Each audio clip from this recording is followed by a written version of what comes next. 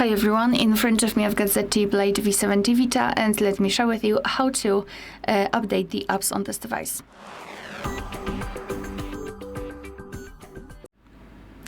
So let's start with opening the Play Store, but before I actually forgot to mention that you need the internet connection.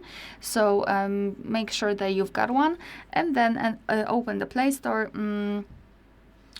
Be aware, because you need to be logged in. You can check our tutorial of how to do it, how to add or remove a Google account in the specific device if you don't want to do it on your own.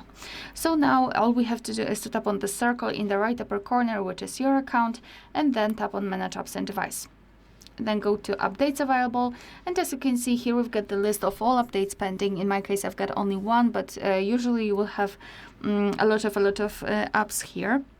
And basically, all you have to do here is to either tap on Update All, and your device will automatically download and update all of the apps, or you can simply go through the list and tap on Update next to the specific app.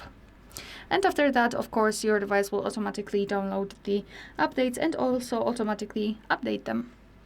Alright, so that will be all. Thank you so much for watching. Please hit the subscribe button and leave the thumbs up.